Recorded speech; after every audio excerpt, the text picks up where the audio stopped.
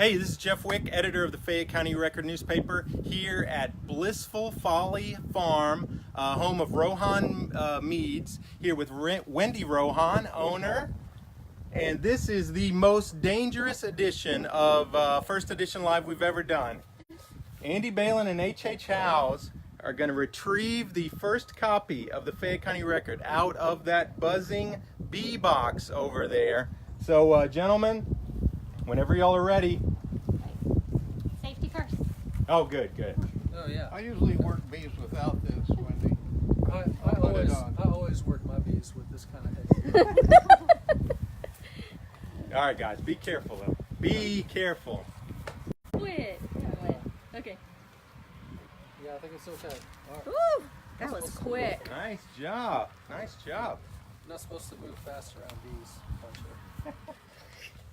Some bees you are supposed to move fast. All right, you want to present Wendy Oh, with yeah, that Wendy, here we go. first copy of the paper? It'll be on newsstands later this afternoon. But as of right now, Andy, you want to tell folks a little bit about some of the things they can find in today's copy of the paper? Yeah, sure thing. Well, we learned last week that Derek McKenzie, the man that's accused of murdering Sandra Pfeiffer back in 2013, is going to be headed to a trial sometime at the end of this year or early next year. The Fayette County grand jury re-indicted him on the 16th. Then sad news out of Neckanitz, we learned that a woman died last week in a fire out on Schuster Road. She was going back in her home to save her cat. She couldn't make it back out.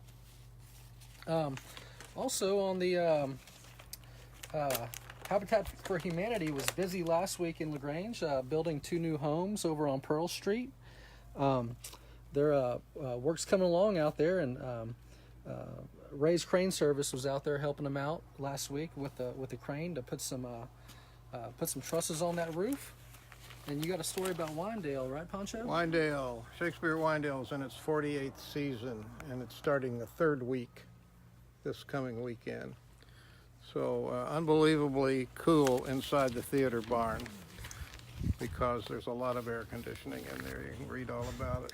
And Schulenburg Festival's this weekend. Lots of music down there. You can we got a story at the bottom of the front page today about some of the music lineup that's going to be at the festival. I'll be down there all weekend.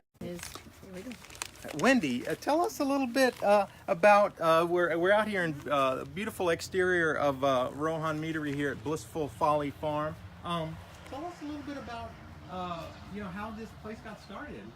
Well, it was a bit of a lark, hence the name Blissful Folly. That's really sort of what it has turned into. We originally we're looking for a place to escape Houston. And my husband and I both loved growing things, and we loved making wine and meads and ciders, and we'd been doing so at home for a few years. And we were actually evacuating from one of the hurricanes. Wow. And happened upon this neck of the woods and fell in love with the area. It was only after, about 6 months after we were out here, that my husband learned that his actual great-great-grandfather had settled in High Hill in the late 1880s from Moravia. So it was a bit of an unexpected homecoming, and we've just enjoyed it ever since. So we opened the meadery in 2009, and that's what we just started with. We just started with honey wines or meads. And were y'all the first meadery in Texas? We weren't the first, but we are now the oldest. The oldest. Yes, after we were in business for a few years. So. But we weren't the first. There was a gentleman outside of Navasota that had a small meadery for a short period of time. And so we've just been growing and enjoying almost every minute of it. And we made, of course, a joke about the bees here. That was not an active bee box there, but bees obviously play a huge... Talk about the role bees play here, and how many y'all have? Mm-hmm. Well, we are definitely hobby beekeepers as well. So because doing what we do takes so much time, beekeeping takes a fair amount of time, plus goats and sheep and all the other stuff we're into, the fruit trees. So we try to keep about 20 hives on the property. We're down to about 17 right now, and we keep a few hives down at our neighbor's peach orchard as well. But it just makes the farm a healthier place anyway. Our trees have no problem flowering. The garden always is a good producer. it used to be, right? Every farm had a couple of hives, and it just really, people don't realize, but it really does increase the health of the farm. So before we even started making meat commercially, I met with a friend that I knew in the area, neck of the woods where I grew up, and talked to her. She's a commercial beekeeper, so I talked to that family about her supplying honey for us to make our meads, because we just exclusively use Texas honey, and we exclusively buy from her. So she produces the Texas wildfire honey and the Wahia honey that comes from South Texas that we use in our meads. So without their expertise and their amazing knowledge of beekeeping, we wouldn't be able to do what we do here. And mead was the first alcoholic drink, right? And that's why Andy's headgear is so appropriate, right? Yes. So the Vikings drank mead, but also the Greeks drank mead. Africans drink mead still to this day. In Ethiopia, Tej is very popular. And even the oldest mead that's ever been found so far is from 9000 BC, from a Chinese tomb. So it really was, people think, probably even Neolithic. So before people started settling down and growing barley and grapes and all that good stuff, people would get, the honey from wild hives, and it would start to ferment if it got a little wet, and thus mead drinking was born. So, Wow. very old. Well, how about we check out the interior of y'all's operation here? Go ahead, Thor.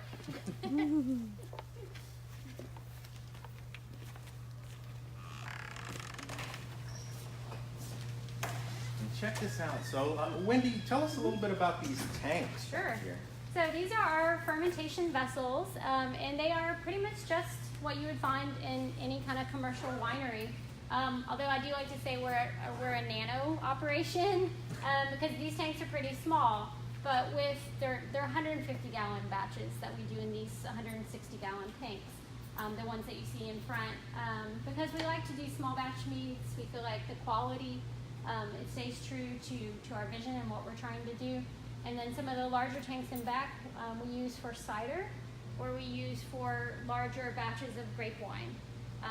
But as you can see, we're a bit out of space, so it's a good problem to have. We have some growing pains. When we have grape harvest like we've had this past weekend, it's a bit of a Tetris game in the back, trying to fit everything in.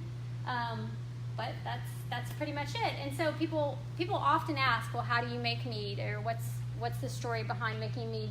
And I say the way we make it, because we make ours in a Czech German style, it's very much like making a grape wine. You're just starting with a different sugar at the beginning. So you're starting with honey instead of grapes, but the process is much the same. There's a wonderful aroma in here right now. Is that the fermentation? That is the fermentation. Like I said, we processed about 5 tons of grapes this past weekend, and 2 tons the weekend prior. So it's just starting to kick off, and you get that sort of bready, yeasty smell coming around. It smells so good. And right behind you, Wendy, just an amazing collection of awards. Looks like y'all have been honored in a lot of different ways for what you make here. Thank you. Yeah, we have been lucky that we've received some accolades for our endeavors, for sure. And it's nice to do that. I mean, not just always pat ourselves on the back, but it's great to have somebody objective look at your product, because you get into it and you become a little subjective. So it's always good to have an objective view of what you're doing and sort of have it evaluated that way.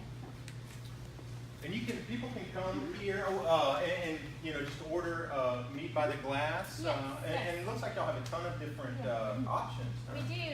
So a tasting is, you get 5 tastes, and there are 3 categories to the menu. So we have the meads, wines, and the ciders. And we don't make people choose a category, so people can try, one of each, and then have 2 extra things they can do. And then yes, we sell by the glass, and so hopefully, our goal is that we're kind of offering something to, something for everyone. So we have dry things, we have sweeter things, and we have things in between. So people, rarely anybody comes in and doesn't find at least 2 things that they love off of the menu. Wow. Hey, I'll buy $5 worth. Would you give us each a sample of something? Absolutely. One of the things I'm jonesing after right now is our newest product. Our newest products are ciders. So the pear ciders are brand new. We just launched those at the end of April. Sweet pear cider, and they're both pretty delicious. So y'all fall on the drier side or the sweeter side of things? I'll try the hop dry hop one? cider. Okay. Yeah. Is that a little bit like a beer? It is kind of like a beer. And this also is part of what happens sometimes. If your keg goes empty, it has to be replaced. So, anybody else who wants to try the... I'll take the sweeter. Okay, good option. But we also have 2 apple ciders. I'll try one of those. The apple cider is also, we have a dry version and a semi-sweet version. I'll have the dry. Okay, the dry. Close up to the camera on that. Look at that. That is beautiful. And I'll have a dry one after I'm finished filming here. Okay, excellent. Yeah, the dry apple is my favorite. It's really dry, but I really like how the pear ciders turned out a lot more complex than I thought. Yeah, it's really great. Let me see the coloring on that. Refreshing. It's The pale. sweet one is not ultra sweet. Yes. I mean, it's a Yes. great Yes. flavor of pear to it. Yeah. Yeah. So Wendy, there's some behind the scenes stuff. Maybe you can Yes. show us too as we enjoy our drinks. Absolutely, absolutely. Let me get my little pressing tool way back there.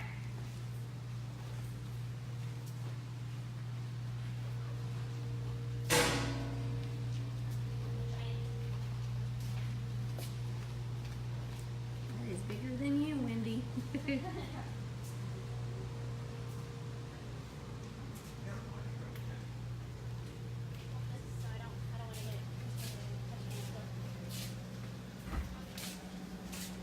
So tell us a little bit about what we're looking at here. All right. So these are freshly pressed grapes that we just dealt with this weekend. So this is basically, people are familiar with this. This is the must of this is how we label them right here. So this is our Tempranillo must. So these grapes were just processed on Saturday. So that means, we picked up the grapes from our vineyard in a friend's, and then we crush and destem. So it takes all the leaves out, all the stems out, and then it gets pumped into this bin, and reds ferment on the skins. So this bad boy will be in here for a while, quite a few weeks, just fermenting away. And so what I'm doing right now is called the punch down. And this is important to do every day because you're just kind of mixing things around. You're moistening the grapes that got kind of dry on the top and just keeping that active fermentation going. So this is cleaner than stomping them with your feet. No foot fungus. So we like our wine to be foot fungus free. But we are really excited to be doing more grape wines and making a lot of tasty wines. So this is just another area of kind of excitement for us right now. So. And if as you're watching, you're thinking, wow, Wendy's got a great way of explaining the scientific. So, experienced in Science, experienced in explaining these Yeah. type of things to an audience. Yeah, there's a lot of chemistry going on for sure. Yeah.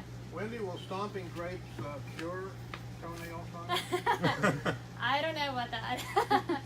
maybe stomping Mustang grapes, they're so acidic, probably burn your toenails I off. might volunteer. Yeah.